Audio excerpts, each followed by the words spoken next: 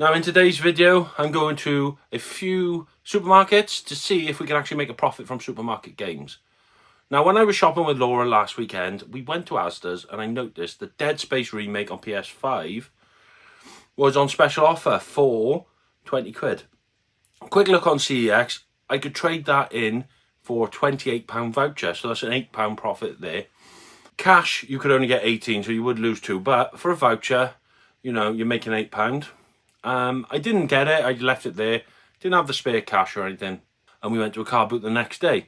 So I was watching one of TVM's videos and he noticed the exact same thing as me, but he's got a bit more keener eye than myself, and he noticed that Call of Duty Modern Warfare 2, the newest one, on PS4 was reduced down to £15. Now that being at £15, you could trade that in for cash for £18, so you made a £3 profit. Or if you went in the voucher route, you could get £26, so you can make £11 voucher profit.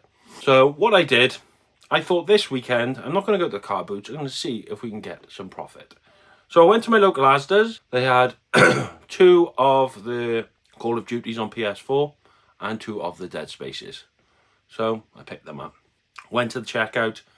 They didn't have any of the Dead Spaces in stock, so we couldn't get those.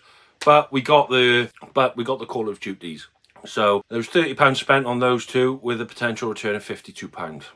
So having said that, that was the Bramau store. Our nearest CEX is Merthyr. So en route to Merthyr CEX, I decided to go to Merthyr Asda's. Now I went to Merthyr Asda's. They didn't have any of the Call of Duties, but they had 2 copies of Dead Space. So I picked those up, back to the checkout. They only had 1 copy. I don't know why they keep putting the display cases out if they know they haven't got any, but regardless.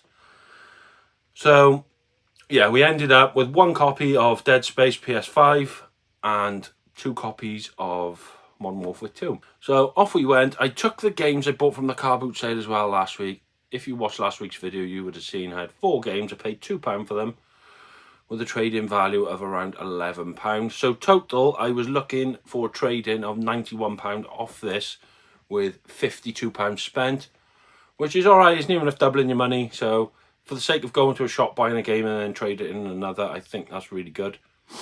So that's what we done. However, when we got to CEX, there was a slight problem. They took all the new games, so I got all those.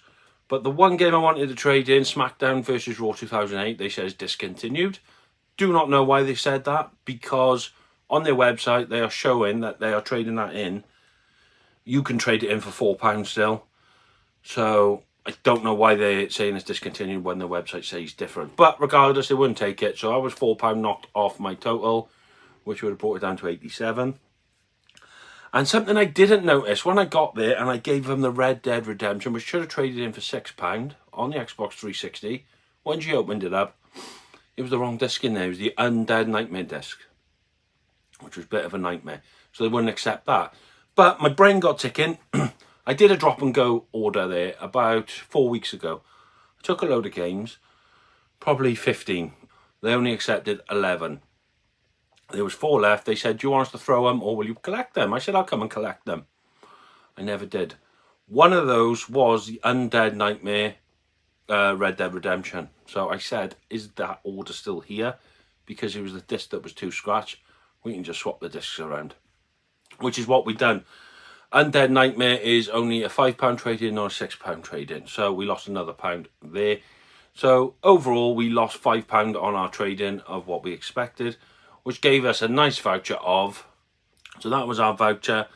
I shall update the game fund and things here. This is what the game fund was when we started. And this is what the game fund is now. You'll see a lot of them are shifted over to vouchers. Now the reason I'm doing that is I am focusing hard on my Pokemon collection at the moment. I've been gifted a Pokemon game by someone. I will give them a proper shout out when I do my monthly reveal. So keep your eyes peeled for that, but I can't thank them enough. So yeah, I have been gifted 1 game. I've still got my 5 on reserve. So in theory, the 5 on reserve, I've paid just over half of those now, so they're going to be here soon. After that, because I've had one gifted me, I literally only need 1 more game and I have got every single Pokemon game.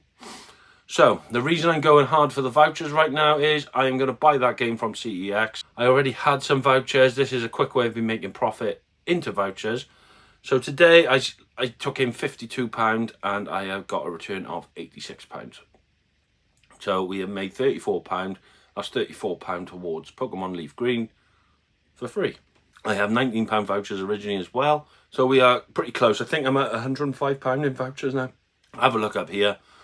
But yeah, we're close. It's £145 from CEX. So that's what I'm going to be doing for the foreseeable. Probably won't be that long. Just buy some games or whatever, trade them into CEX, get my voucher up to 145, and then order Pokemon Leaf Green. And then as soon as I've got the ones I reserved, we have got the full Pokemon collection. Can't wait to do that and show everyone, because that is going to be amazing. So there we are. That's this week's video. Can you make money from supermarket games? Yes, you can if you've got a keen eye. Like I said, I didn't notice the one. It was only because I watched TVM's video, so shout out to TVM. Never would have known if I didn't watch his video, so thanks for that. I will catch you all soon on the next video. Take care of yourselves. Stay safe. Ta-da.